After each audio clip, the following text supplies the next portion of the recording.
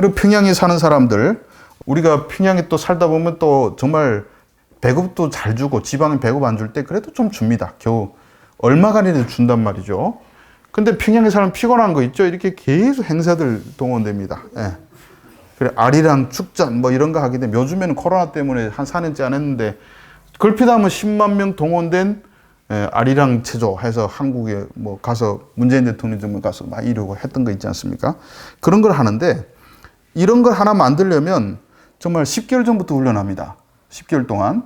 우리 열병식 앞에 척척척척 나가는 거 10개월 전부터 훈련합니다. 저도 뽑혀가지고 좀 훈련해봤는데 3개월 하니까 사람이 이건 뭐 너무 힘들어 죽습니다. 죽는데, 우리 한국 기자들은 뭐 북한 체제를 선전하기 위한 목적, 또는 뭐 외화를 벌기 위한 목적, 뭐 이런 식으로 분석하는데, 그건 다 북한 모르는 헛소리고요.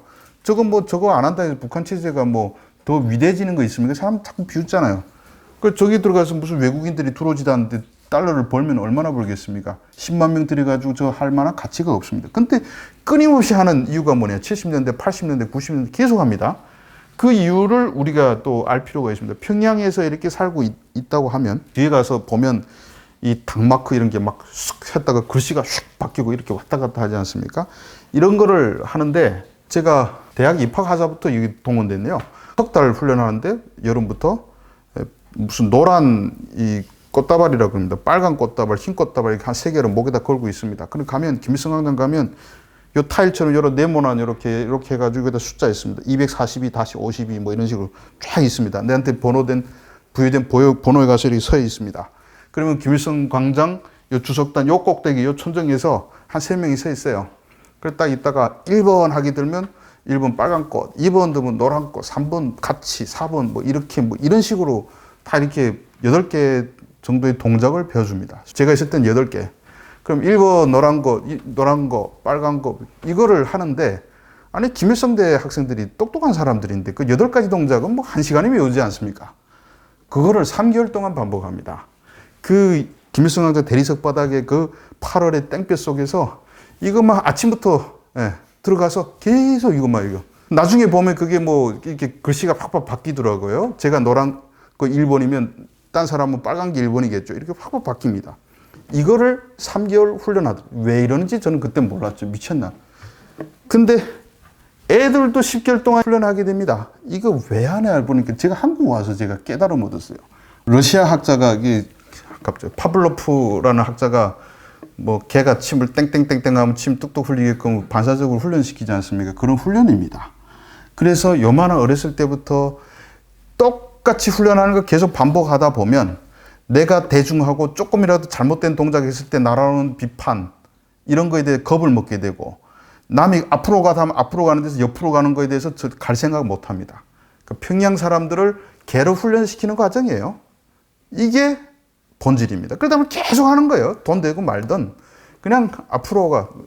계속 이거 시킵니다. 그러다 보면 평양 사람들은 이제 당에서 주는 명령 없으면 움직일 수 없다. 이런 식으로 훈련을 받게 되는 겁니다. 이래서 우리가 이 체조의 본질을 명백하게 알 필요가 있다. 그래서 이 평양만 왜 훈련 주냐? 북한이 다 붕괴돼도, 뭐 폭동이 전국에 일어나도 김정은은 평양만 지키면 살 수 있다고 생각하기 때문에, 뭐 시리아 같은 경우도 뭐 알카에다니 IS니 막 8개 세력이 일어나서 나라를 8등분해도 다마스커스만 딱 지키고 있으니까 나중에 어떻게 반전의 기회를 해가지고 나라가 황폐화되든 얼마 죽든 상관없이 자기 체제는 유지하지 않습니까? 그래서 이번에 그 뭐 망명한 릴규 대사도 뭐 자식 문제 때문에 고민하다 왔다 하면서 우리 자식들이 강제노동 가는 거에 대해서 부모 마음 어떻게 했냐 하는데, 정말 평양에 살면 그냥 시키는 대로, 특히 뭐 제가 예전에 쓴 칼럼 중에 08학번 여대생의 뭐 학창 시절 뭐 이런 칼럼도 하나 썼는데, 08학번 같은 경우는 갑자기 김정은이가 딱 올라서더니 무슨 생각이 있었는지 대학 몽땅 중단해가지고 2년 동안 평양시 건설에 동원시켰습니다. 그러다 보니까 4년 졸업해야 될 걸 지금 6년 만에 졸업했는데, 또 졸업하자마자 이번 대학생들은 군대 갔다 오세요, 여자들 다 갔다 오세요 하는 바람에 또 군대 또 갔다 와야 돼요.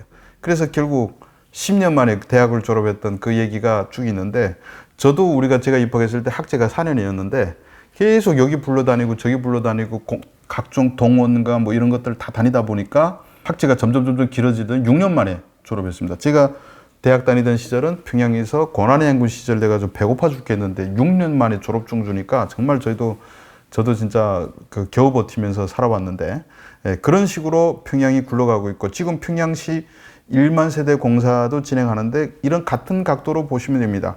김정은이가 평양에 집이 모자라서 인민들을 위해서 그 공사를 벌여놨느냐 하고 생각할 수 있지만은 그건 아닙니다. 물론 평양에 집이 모자란 건 사실이다. 근데 언제 뭐 90년대, 2000년대 초반 그런 거 신경이나 썼습니까? 갑자기 코로나 와중에 평양 1만 세대 공사를 왜 벌여놨냐? 평양의 인구가 250만 중에 50만 명은 해외에 갔다 온 사람들입니다.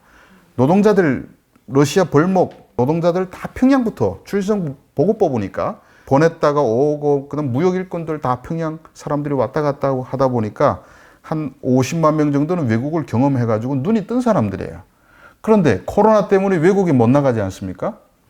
그리고 평양 시내에 있는 외화벌이 업체부터 시작해가지고 임가공 업체들 대북 제재 해가지고 임가공도 못하게 되고 무역도 못하게 되고 하다 보니까 한 50만 명 정도, 뭐 제가 추산입니다만은 일감이 없어진 거예요. 50만 명이.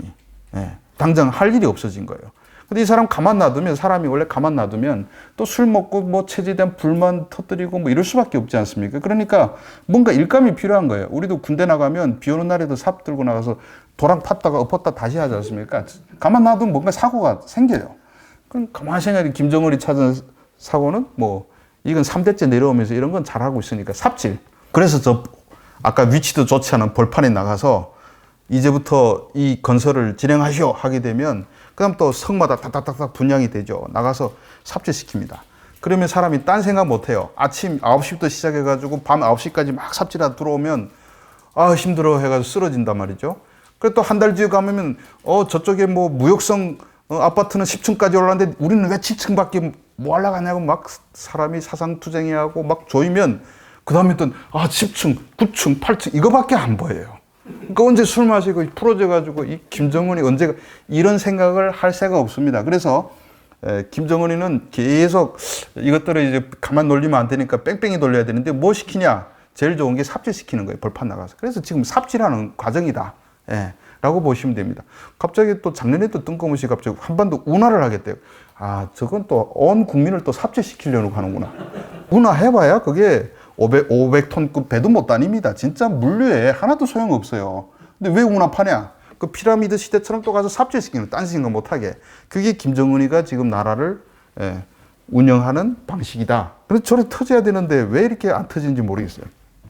그리고 우리가 북한에 봤을 때 또 본질을 보면 장성택 숙청 같은 그런 큰 사건들이 일어났지 않습니까? 일어났는데 우리가 뭐 권력 투쟁 과정에서 장성택 죽었다 뭐 이런 얘기도 하는데 사실 또 장성택 숙청도 그렇게 보시면 돼요. 장성택이는 제가 장성택 죽이는 거 보고 오라 저거 어린 놈 같은데 되게 잘하네 라고 생각하는데 한 나라의 독재자가 한 나라의 돈을 자기 손에 두지 않으면 그 독재는 절대 유지될 수가 없습니다.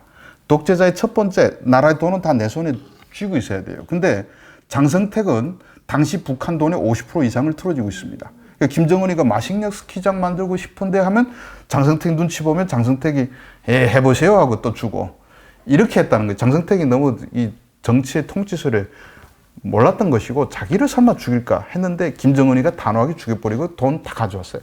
근데 문제는 이런 대형 숙청이 하나 일어나면 이 비유해서 말하면 큰 곰 하나 넘어뜨리는 거는 똑같습니다. 곰 딱 넘어뜨리면 너는 웅담 가져, 너는 다리 살 가져, 넌 털 가져 이렇게 분배가 이루어지는 겁니다. 그래서 장성택이 때 가장 잘 됐던 게 평양시 택시권을 자기 사위한테 준 거예요. 사위가 평양시 택시 회사, 고려호텔 산하에 택시 회사를 해가지고 그걸 막 굴리기 시작했는데 엄청 돈을 많이 벌었습니다.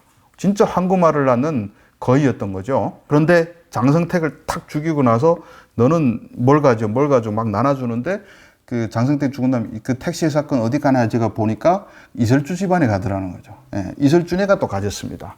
그래서 어느 놈 하나 죽으면 건물 하나 날려버리면 그가 갖고 있던 이권을 또 그 다음에 뜯어먹는 거예요. 막 피라미드처럼 달라붙어서 뜯어먹는데 그거는 다 김정은 패밀리 한 수중에 보통 들어간다 이렇게 보시면 되고 그리고 아까 쓰리우먼에서 김정은이가 정점에 있고 여정이는 여동생이니까 못 다치는 거고 이설주는 와이프니까 못 다치는 거. 그럼 현송월이는 뭐냐? 그건 패밀리 아니지 않냐? 라고 할 수 있는데, 현송월이는 김정은이 2004년 5년도 때 김정은의 애인이었죠. 그 김정은도 예외 없이 김정일만큼 그 역사를 말하면 정말 남봉꾼에 저런 남봉꾼이 더 있냐. 북한 여배우들은 다 건드리고 가지고 살았는데 김정은도 예외가 아니에요. 그래가지고 김정은이 스위스에서 딱 들어와서 2000년대 초반에 들어왔는데 엄마의 사랑을 못 받았지 않습니까? 왜 스위스에 보냈냐?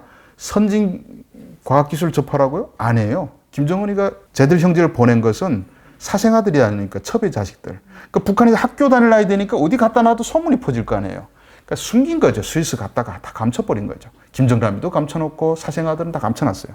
감춰놨는데 어느 정도 커가지고 그러다 보니까 김정은이는 어려서부터 사춘기를 어머니 사랑 못 받고 자라 들어왔는데 어머니가 갑자기 들어와서 2004년에 유방암으로 죽어버렸습니다. 그러니까 얼마나 외롭겠습니까? 막 방황하고 있던 와중에 그 다음에 김정은이가 뭐 예술단 만들어가지고 그 여자 다 처음엔 그 평양 시체육단 여자 농구 선수들부터 손대기 시작해가지고 다 하다가 그 다음에 그 농구 선수 질리니까 여배우들 예술단원들 막 하다가 거기 그때 현송월이가 나이가 현송월이 76년생이고 김정은이 84년생인데 갑자기 그 연산군이 그 장록수한테 빠진 것처럼 말이죠. 그 연상에 현송월이한테 제일 꽂혀가지고 막 똑같은 심리예요. 그러다가 강성태가 딱 보니까 야 그래도 그 김정일이가 그 지도자로 꼽는데 저거 딴따라 8살 그 위가 이게 안 되는 얘기예요. 그래서 김정은이 눈에서 치워버리고 군관하고 결혼시켰습니다. 현송월이를. 그래 결혼시키니까 김정은이는 아버지 살아있을 때인데 내 여자 떼었다고 말도 못하겠고 그래서 뭐 그냥 꿍꿍 앓고 있다가 그 이설주도 아버지가 속에서 아버지 몰랐어요. 죽을 때까지 이설주가 있는 거. 아버지 죽은 다음에 데리고 나왔지 않습니까? 몰랐어요. 그래 또 이것저것 다치다가 그래 이설주한테까지 갔는데 그러다가 나중에 아버지 죽자마자 아버지 죽고 그리고 장성택 숙청하자마자 한 달 만에 현송월 찾아 데려 나왔어요. 그래서 갑자기 대자를 주고 이렇게 했는데 그 남편은 평양의 727 사단 조직지도부 뭐 쉽게 말하면 정치 장교인데 중자에 불과했습니다. 근데 갑자기 와이프한테 대자를 주고 그 다음에 지금은 중장 또 1, 2년 뒤에 또 중장 주고 최고의 미우니까 남편이 지금 기가 죽어서 자기 저런 여자인 줄 몰랐는데 갑자기 저렇게 된 거예요. 근데 지금 살다 보니까 뭐 애도 둘이나 있는데 그래서 훌륭한 애인인데 그런데 왜 지금도 현송월이 옆에 있냐? 그거는 쉽게 말하면 채용사라고 보시면 됩니다. 이 꼭 잘 나간 놈들은 술 마시고 연애하게 되면 여자들로 놀게 되는데 여자들을 조달해오는 사람이 꼭 있어야 돼요. 그래서 김정일 시절에는 가는 말하자면 예술영화 촬영소 소장 백학이라는 사람이 있는데 67년부터 2004년 죽을 때까지 소장했습니다. 북한에 자기 그 한거마을 자리에 34년 동안 있는 사람이 아무튼 거의 뭐 40년 가까이 있었습니다. 왜 그렇게 있었냐? 의문이죠. 와이프는 영국협회 뭐 회장이고 그 사람이 이게 조달해주는 사람이었어요. 여자를 조달해주는 사람이었는데 그 역할을 지금 오늘날에 와서 현송월이 맡고 있습니다. 그래서 예술단 총책임자가 현송월이 아닙니까? 그래서 김정은 맨날 지금 따라다니잖아요. 그래서 김정은 가다가 어떤 때가 예술인 딱 보다가 악수하고 쓱 지나가다 한번 이렇게 더 보잖아요. 쓱 가잖아요. 그러면 현송월이가 그 여자를 마음에 드는구나 해가지고 저에게 모욕제기 시켜서 딱 이렇게 대기시켜주는. 근데 그거를 아무 사람한테 맡길 수가 없잖아요. 그 현송월이 내 마음 제일 잘 아는 거예요. 근데 이거를 현송월이 죽이면 누가 그거 대신하겠습니까? 야, 왜 저거 안 데려와? 이렇게 말도 못하겠고. 그런 역할을 채용사 역할부터 시작 연애를 오렌지하고 그거를 알아서 다 맞춰주는 게 현송월입니다. 그러니까 그거는 못 쳐낼거리입니다. 나의 향락을 버려야 되니까. 그래서 현송월이도 신기에 있다. 물론 옛 애인이다. 그건 의미가 없고 그래서 현송월이 옆에서 아직도 알짱대면서 붙어 다니고 있는 겁니다. 이 정도까지 말씀드리면 10분 다 된 것 같은데 정말 더하면 평양 가서 쫙 이렇게 보다 보면 우리 재밌는 것들이 있는데 강남 어제도 제가 압구정 로데오 거리 와서 밥 먹었는데 정말 요즘 그 젊은 여성들은 참 예쁜 여성들이 많고 또 예쁘면 내가 배우 하겠다 아이돌 하겠다 우리 꿈이 그거 아닙니까? 그럼 평양 가서 예쁜 여성들은 어디가 찾아야 되냐? 주유소에 가서 찾아야 됩니다. 주유소. 배우 안 합니다. 배우 안 해요. 배우 하려면 영화를 찍어야 되는데 돈 없어서 영화를 못 찍어요. 영화 촬영소에서. 평양에 배우들이 지금 영화가 거의 안 나오는데 어쩌다 나오면 저기 주연배우 할 감인가 하고 보게 되면 아니래요. 그래 뭐 어떻게 주연배우 됐지? 어떻게 저런 일 나왔지? 여자 집이 엄청 부자인데 여자를 자기 딸을 키워가지고 시집 잘 보내려고 하니까 근데 역사 드라마는 그래도 옷이 한 열 몇 벌씩 있어야 될 거 아니에요. 아침에 똑같은 옷 입고 나올 수는 없잖아요. 거기다가 이제 뒤따라다니는 이게 뭐 포졸부터 시작해가지고 장수부터 이제 다 분장이 들어가는데 영화 촬영소에 돈이 없어 그걸 해결 못 합니다. 그러니까 그걸 집에서 다 대주는 거예요. 그냥 돈인 집에서 영화 찍는 거예요. 북한 영화 찍다가 어떤데 그 또 이게 뭐 양반이 앉아가지고 닭다리 뜯는 장면도 나오잖아요. 그것도 다 대줘야 돼요. 근데 감독 입장에서는 쫙 찍다가 다시 하면 닭다리 다시 뜯어와야 되잖아요. 또 잡아야 된다고. 3번 하면 쌈 붙습니다. 우리는 저거 한 5마리를 다시 해서 내보내고 싶은데 돈 대준 놈이 이씨 뭐 해가지고 와서 너 닭을 몇 마리 잡게 하냐 그 쌈 붙는다니까. 그러다 보니까 연예인 인기 없습니다. 아이돌 없잖아요. 인기 없습니다. 그럼 어디 가냐? 이 주유소 같은 데가 여기가 시장 경제 되다 보니까 이 평양 시내도 주유소가 생겼는데 운전사들은 100% 남자들입니다. 북한에서는. 남자들만 운전면허권 줘요. 그리고 또 가면 그래도 예쁜 여성들이 와가지고 저기서 기름만 줘주는 게 아닙니다. 담배도 팔고 술도 팔고 별거 다 팔아요. 여기가 쇼핑몰이에요. 그러니까 이왕이면 저기 저 미모에 그 누가 있다 그러면 거길 가는 거예요. 그래서 주유소 사장들은 이 뽑을 때 제일 예쁜 여성들을 뽑기 위한 경쟁. 그래서 월급 엄청 많습니다. 그러니까 돈 많이 받으니까 젊은 여성이 제일 많이 받을 수 있는데 여기 가가지고 그다음 경쟁 붙는 거예요. 인센티브도 준다, 어찐다, 저찐다 해가지고 인기 좋으면 술집 마담처럼 여기서 얼굴 마담 제일 멋있는 여자를 세우는 경쟁을 합니다. 그래서 저쪽 가면 주유소, 북한 해식당 가면 뭐 여성들이 나와서 공연하고 그러잖아요. 그건 2등급. 여기도 뽑힐 능력이 안 되는 사람들도 해외 나갑니다. 해외 나가면 딱 갇혀서 그 귤 생활해야 되는데 여기서 돈 훨씬 더 잘 법니다. 뭐 그런 여담이지만 그래 평양 가실 혹시 못 가겠지만 가시면 주유소 한번 들어가 보십시오. 뭐 이 정도로 그냥 북한 얘기를 하고 이 시간 다 지나가지고 그 제가 뭐 여기 두루두루 쓴 책들이 있는데 회장님이 한 권 가지고 이 책 가지고 있는데 평양에 대한 얘기는 여기가 좀 적나라하게 나와 있습니다. 그 책은 제가 쓴 게 아니고 그 평양에 살고 있는 사람들 제가 선물 썼지만 쓴 책입니다. 제가 정리해가지고 제가 주제를 다 줬죠. 어떻게 하고 있는지를 해가지고 종합해서 낸 책입니다. 그 외에도 뭐 두루두루 책들을 많이 썼습니다. 자, 시간상 요 정도로 해가지고 제가 오늘 강의 마치도록 하겠습니다. 긴 시간 동안 들어주셔서 감사합니다.